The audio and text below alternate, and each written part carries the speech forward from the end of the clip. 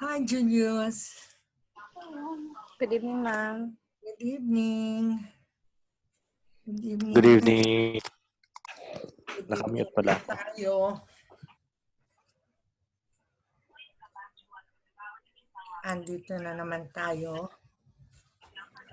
naman tayo. So, kumusta ang ating today and the last week?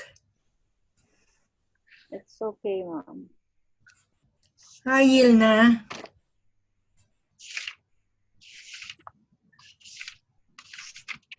So, kompleto na ba tayo? Are we complete now? Ilan na tayo? Tatlo pa lang po. 3. So, isa, dalawa, tatlo. Kakain ba ako dito? Hindi.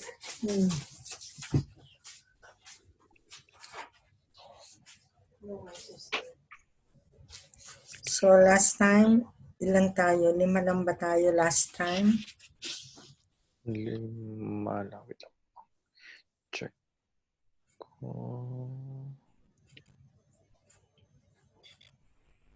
5 lang po. Last time, we have 5.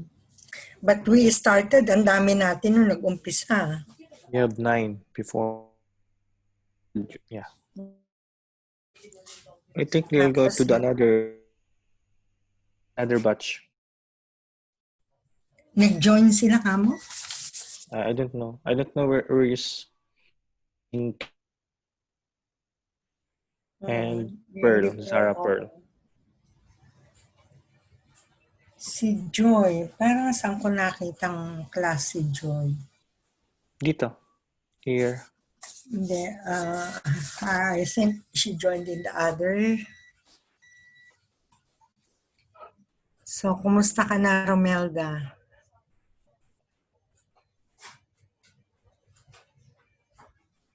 Si Romelda. Hi, Ilna. How are you? Mute. No sound for Ilna.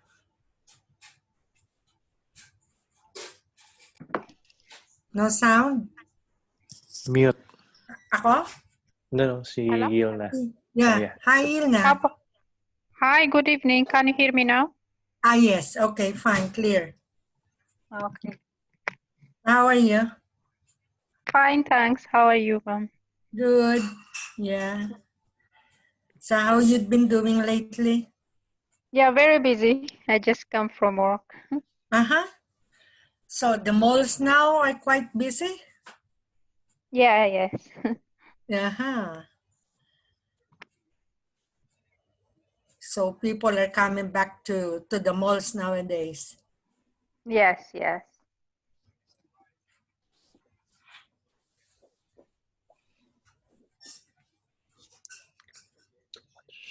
Okay, so last time we talked about infection control, right? So what you have from your infection control that you still remember from then and today?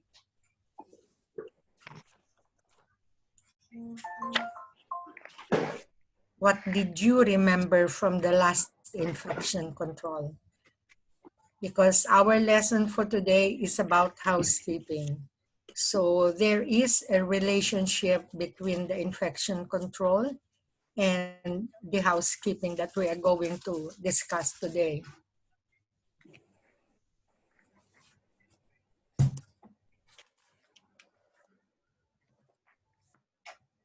So anything from the infection control, anything more?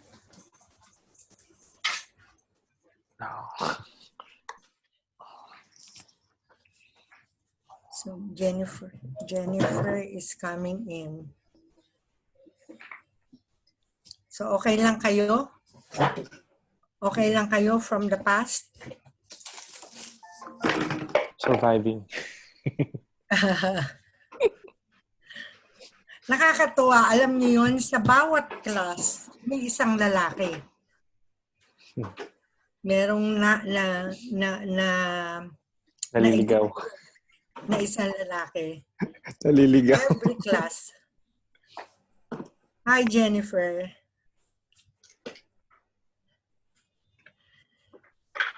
Parang nagiging nagiging routine. Gandang gabi po. Hi, good evening.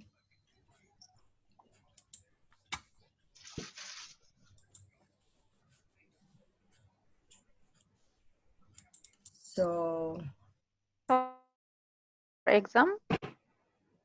one more. There is vital sign. So after next week.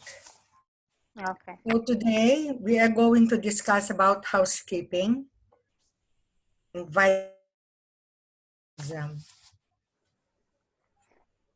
Final exam. So today is about housekeeping.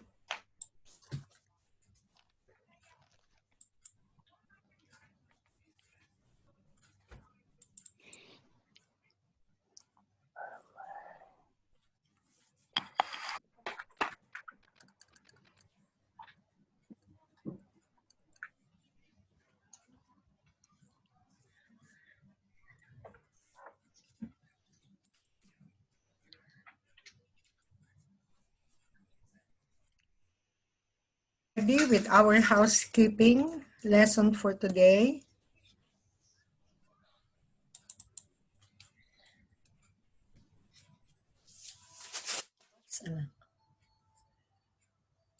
So you will wonder why it is housekeeping, why it is included as your topic.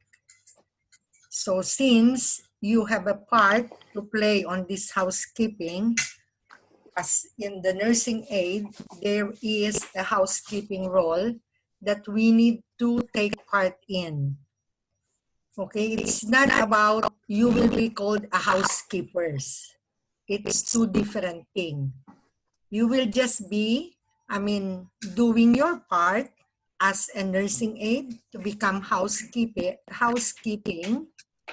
because you are going to take a part as in infection-free control, infection-free of your patient care area.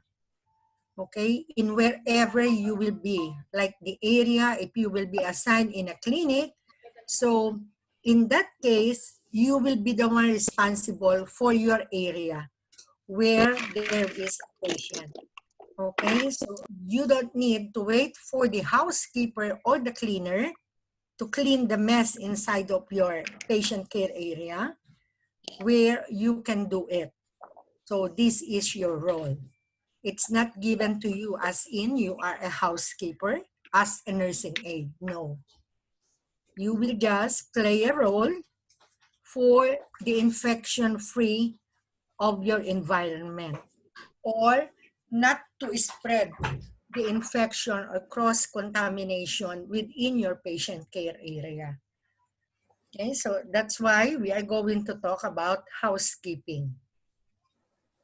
So the same as infection control, we prevent the cross-infection and we want to save lives and we want not to be infected. So this is the main goal of the infection control. So as with housekeeping. So when we talk about housekeeping, so we want to learn what will be the definition, what will be the purpose, the healthcare cleaning best practices, the benefits of good housekeeping, the requirements, the roles and responsibilities, spill control, the waste management, segregation and disposal, the basic cleaning tools, approved cleaning and disinfectant materials or solution, handling and storage of cleaning materials and disinfection, and the patient area cleaning and disinfection protocol. Okay, but we want to define first what is a hospital. So as we all know, hospital is a place where which renders medical service to the patients. And the role of the housekeepers in the hospital is to create a peaceful, infection-free, and pleasant atmosphere required for the speedy recovery of the patients.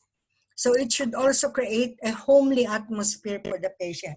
Just like at home, we want our place, infection-free, right? So we want our home to be a peaceful, infection-free, and a pleasant atmosphere.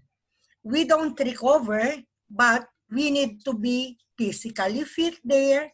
We want to be clean.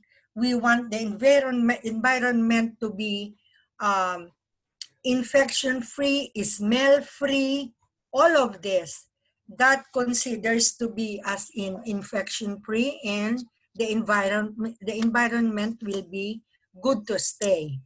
The same way with the hospital, the same way with the patient in the hospital.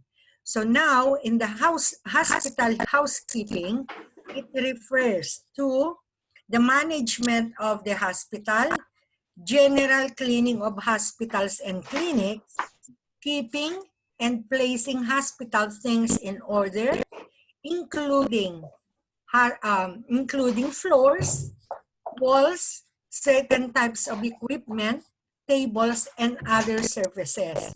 So we will discuss about how to manage hospital, means to say in our patient care area, how to manage the cleanliness, disinfection in our patient care area. Just imagine if you are in the hospital setting, so you will be managing how to keep it clean, how to keep it disinfected, especially nowadays that it is with the COVID pandemic. So we wanted that everything should be clean and disinfected. The purpose of general housekeeping is, number one, to reduce the number of microorganisms that may come in contact with patients, visitors who are coming to the center, with the staff and the whole, and to provide and pleasant atmosphere for patients and staff. So all of this comprises of the environment and the infection control free environment that we are going to work with. So what are the purposes? We said it's to reduce the risk of infection. So it is right to maintain clean, healthful, and pleasant surroundings for patients, visitors, and healthcare providers. To reduce the risk of infection and reduce the number of microorganisms that may come in contact with patients, visitors, staff, and the community. To provide guidelines for cleaning patient clinical care areas, and to maintain an effective infection control and safe environment. To understand the safe use and handling storage of disinfectant chemical cleaning solutions, or we call it the SDS, Safety Data Sheet. So we will come to know how to manage the safety data sheets in our healthcare setting. So how to keep our patients safe, our patient and staff safe? There are the healthcare best cleaning practices. So number one, we need to wear gloves properly. Okay, we talk about from the previous topics of the infection control, that we need to wear gloves appropriately, in a proper time, in a proper place. So it is not always like the one in the pandemic now. We are just wearing gloves as in you wear it outside, you wear it anywhere, and not replacing it, and not doing the proper hygiene. So it is not appropriate. So now the best practice for the healthcare is we need to wear gloves properly. When we say properly, we need to use it or we need to wear it. Number one, before and after, we need to hand hygiene or hand wash or hand sanitizer, hand sanitizing. So the improper use of gloves, it spreads dangerous bacteria. You will find nowadays, people are anytime. You will just see them gloves and they are putting the hands with gloves inside of their pockets. So what is the infection control? Are they not going to get more of this bacteria if they are doing it inappropriately? So number one here is to wear gloves properly, and the improper use, it spreads dangerous bacteria. Okay? So most of them, especially when I see them, so I was just thinking, or I will just catch their attention. So if you know exactly why did you wear your gloves, so they will just nod their heads. They don't know exactly. They just follow the others wearing it. Okay? So it's very dangerous because they don't have the knowledge and yet they are following. And that increases the risk of spreading of microorganism or infection. Gloves must always be changed between patients. If we are inside of the healthcare facility, so as it is said, gloves must always be changed between patients. Should never be worn outside of a patient care and should be changed thereafter. So you should not go out. You have to leave your gloves before going out of the patient care. So wash hands after removing gloves. So this is the practice. Number two is focus on high-touch areas. What do we call high-touch areas? Where are those high-touch areas? So as in every patient care areas, it should be focused on the most touched surfaces. So this includes patient beds, patient rails, bed rails, doorknobs, telephones, remote controls in the patient's room. What else do you think are the high-touch areas inside a patient room? What else aside from this? So anybody has experience being in a hospital? So you will find what is there in a patient care area, even in the clinic area, in triage area, anywhere in the any place inside of a hospital or a medical center. Is there anybody? So all of those most commonly touched, they are called high touch areas. Those surfaces, you are always touching them. So they are yes. So since more people have touched these areas, there is a greater likelihood everyone, every people who are coming in and out of that patient care area, everybody is touching the same. So how do you think others coming in and out without touching the doorknobs, the door handles? What else there? The hand sanitizer, the container of hand sanitizer out of the door. I mean, at the wall. So they are touched area. Your stapler, you know, when you are working in an office. So the same way, your telephones, your printer machine. What else is there? Those ball pens, those pencils. So all of those are high-touch areas. You usually touch it. So it needs to be disinfected.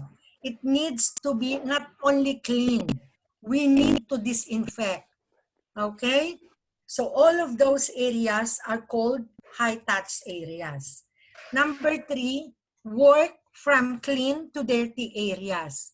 So the best practice, number one, is to wear gloves properly. Number 2 is keep on, cleaning or disinfecting the high-touch areas. And number 3 now is we need to work from clean to dirty areas. What does it mean? It means from the most clean areas, like the patient room, like the patient bed, we must have to clean first before going to the toilet. So we have to focus on the clean areas first, because like for the healthiest patient room to the restroom, we should not go the vice versa. We should not go from the clean to the dirty. It is always the biggest mistakes. In modern cleaning, most of the housekeeping, they are cleaning from the dirtiest place, going to the cleaner part of the area. So there are so many chances to spread diseases, causing soils from a bathroom or kitchen when mops and rugs are part of the cleaning area. So how to clean it?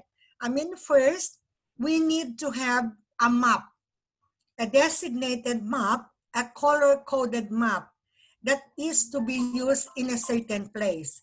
Like for example, the housekeeping, as we mentioned, we need to have a map which is like areas, like the toilet. So we need to have the color code of red. For the patient care area part, so we need to put a color green. So we know exactly, either the housekeeper or us, we know how or where to use them. So limit air pollution. How to limit air pollution as the best practice in cleaning best practice. So since there are so many biological hazards in healthcare facilities, so they must be contained in the trash bags and receptacles where they have been disposed. And how to limit air pollution. So like for example, you are collecting trash, dirty trash waste or the waste bin, and you need to tie it. You should avoid, like without tying it, the air from that bag, which has the infective air, will just spread through the air. So we have to limit that air pollution that contains infection from the waste product or the infected waste. So we must be very careful, like not for us, if those housekeepers, they are coming in your patient care area and you will find them, they are collecting the garbage. So you must instruct them that they need to tie it so that the air won't leak anymore. Okay? So to reduce the air, the dirty air that will be in our exposed in the air. Number 5 is to avoid cross-contamination. Probably the biggest challenge for healthcare workers is removing and disposing of contaminants right where they are in the healthcare facility.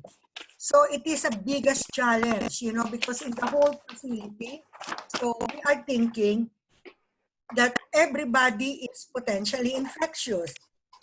And one thing more, anything in the air that we may inhale is infectious also.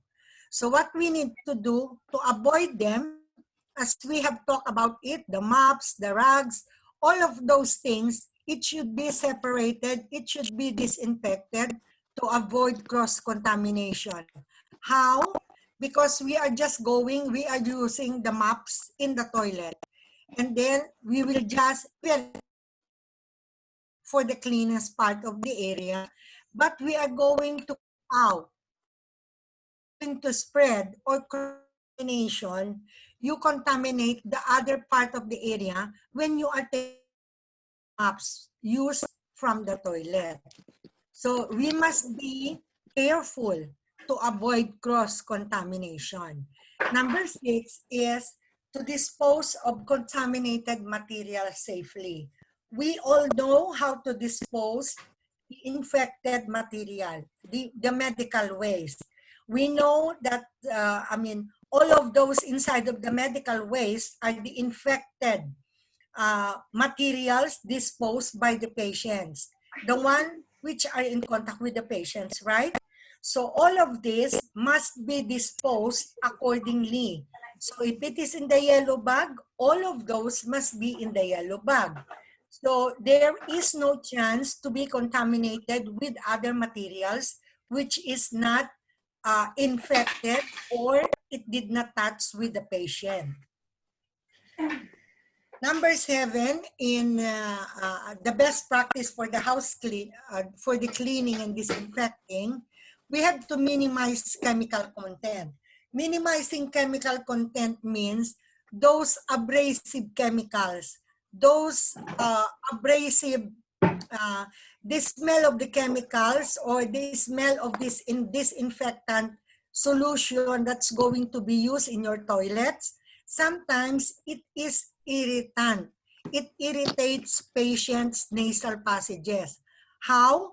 So once they smell it, because it is too hard or too strong, the smell is too strong, and it can irritate the patient's nasal or the nasal passages.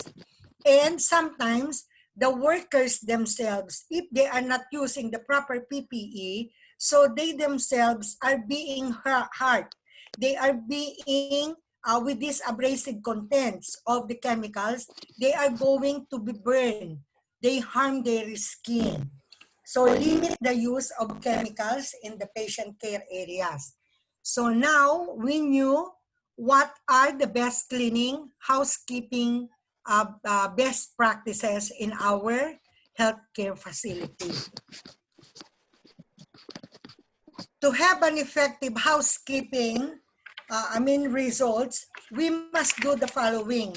So these are, the benefits of the housekeeping practice. How we are going to do the housekeeping and what it can do good to us. What will be the result if it is effective? So what results can it give us? Okay, so number 1, we need to reduce handling to ease the flow of materials. You know, so before anything else, when we are doing our housekeeping, we must be ensured that handling most of the time of these chemicals or these irritants, it can irritate us, it can harm us, it can irritate the skin. So by reducing handling, it will ease the flow of the cleanliness inside of our healthcare facility. Number 2 is fewer tripping and sleeping incidents in clutter-free and spill-free work areas. When we are going to organize our things in our patient care area, so there is a possibility that it will be, the trippings, the falls, the sleeping will be fewer because clutter-free area, you are going to keep it as in organized, you will keep it in order. Decrease fire hazards. If you have so many things cluttered inside of your patient care area, let's say, just imagine if you are inside of your room and so many things are scattered around. So many things are just dumped in between. And it will cause a fire, right? Anything of that small friction of heat, it will cause fire. So decrease the fire hazards by keeping the patient care area clean, organized, and in order. So lower worker exposure to hazardous products like dust and vapor. So workers like us or the housekeeper themselves, they lower the exposure to hazardous products by knowing when to keep them, when to use them, the proper handling. So in that case, it will lessen or it will lower the worker exposures to hazardous products. Better control of tools and materials, including inventory and supplies. When you see or you will check the things which are inside of your patient care area, you must be sure that those tools, those materials, those that includes in your supplies, they should be in a in an organized or in orderly. So it should be kept or it should be handled properly. So it will not, it's not going like to make it as in scattered. It's going to be full in your area. So you need to keep it in a proper place. Better control of the tools and materials. More efficient equipment, clean up and maintenance. So what do we want to say if there is more efficient equipment, clean up and maintenance? So we must be sure in our daily, when we are in the healthcare facility, in our patient care areas, we must ensure that, those equipments had been cleaned up, had been maintained, especially those medical equipments. Like, for example, your patient has suction apparatus, your patient has oxygen there. So all of those should be clean, and keep it in proper. So maintenance should also come to check on whether those materials are hazardous free or they are not going to be hazardous to the patient and to the workers. Better hygienic condition leading to improved health. So once our environment is clean enough, so that means to say we will be better off, the environment will be in hygienic condition, and even the patient themselves, they are going to have the speedy recovery. It will provide them easy or fast healing. More effective use of space. Once your patient care area is clean, in order, and organized, so you will have the effective use of your space. There will be a space good enough for you to move around. So there is just going to fall, to slip, or to trip. Reduce property damage by improving preventive maintenance. Property damage, we are reducing or avoiding them to have the fire hazard. Okay, so decreasing fire hazard is one way of reducing the property damage. So improving preventive maintenance, you just ask those maintenance company to check on everything within the patient care area if they are still in function well. Less janitorial work. Like, for example, when your housekeeper is not available and you are the one going to clean up. So it is less janitorial work for you if you don't have more of this, things which are scattered, things that is extra, like in order things, those things which not in order. So it is less janitorial work for you, less work for you, or less effort for you to clean more. Improve morale. So if the patient will see that the environment is clean, it is infection free. So the same way with you, your morale will be improved, and so with the patient, they are going to recover well. Improve productivity. The tools and materials will be easy to find. If everything in your area or the patient care area are clean, so that means to say there is an improved productivity of the tools, the materials. You can easily find things when it is very clean, right? So these are, the effective housekeeping results if we are doing our cleaning of the environment well. So what must we do for the housekeeping requirements? What do we need? What do we require for the housekeeping? So when we come to the healthcare facility, and if we are new in that healthcare facility, so the first thing and foremost that we have to do, or those infection control nurse or the occupational safety health representative, they must give you training. So the housekeeper should receive a training from them. Training in what? Training in how to use properly our housekeeping tools, who are the in charge for the housekeeping, and how they are going to keep the environment clean. They must have, or you must have, those healthcare providers, they stop in a healthcare or medical center, they must have an appropriate vaccination. Why? Because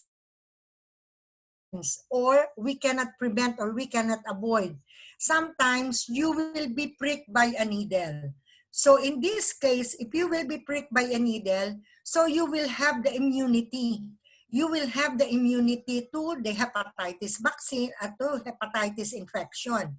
So once you have the vaccination, you are updated with vaccination, means to say, you are free, or you have the resistance to fight the hepatitis B.